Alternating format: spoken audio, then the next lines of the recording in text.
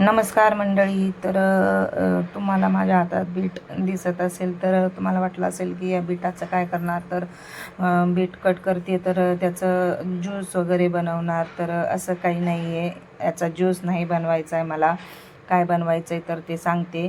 तर अगोदर एक बीट घेतलं, त्याचं छान साल काढून घेतले, ते असं कट करून घेतलं आणि नंतर मिक्सरच्या भांड्यात त्याची छान असा पल्प बनवून घेतला. म्हणजे पेस्ट बनवली, एकदम छान अशी बारीक फाईन पेस्ट बनवली. आणि नंतर मग मी गव्हाचं पीठ घेतलं, त्याच्यामध्ये थोडंसं मीठ आणि हळद टाकून हा बिटाचा जो रस होता तो टाकला आणि थोडासा साईडला ठेवला. कशासाठी ते पुढे कळेलच.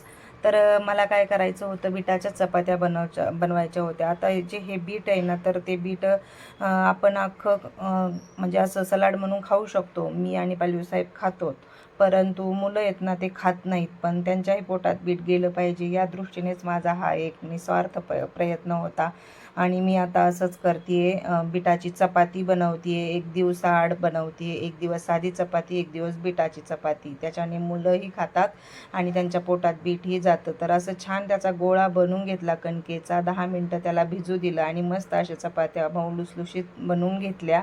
आणि चपात्या झाल्या माझ्या बनवून. त्याच्यानंतर मग एक मला भाकरी बनवायची होती बाजरीची. तर त्याच्यासाठी मी जे थोडंसं साईडला ठेवलेलं होतं बिटाचा पल्प, तो त्याच्यामध्ये टाकला आणि माझ्यासाठी देखील बिटाची भाकरी बनवली. तर बघा मंडळी, सगळ्यांच्याच पोटात या हा जो माझा प्रयत्न आहे, या प्रयत्नाने आमच्या सगळ्यांच्या पोटात बीट गेलं.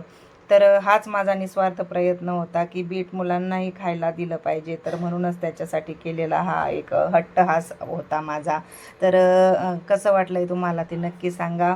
आणि खरंच खूप छान लागतं. असं म्हणजे त्याचं काही कळत नाही की आपण बीट वगैरे खातो की काय. तर नक्की बनवा आणि तुम्हीही खा, तुमच्या मुलांनाही खायला द्या. जर ते खात नसतील तर या पद्धतीने बनवलं तर काही कळत नाही, व्यवस्थित मुलांच्या पोटातही जातो. तर चला, बाय.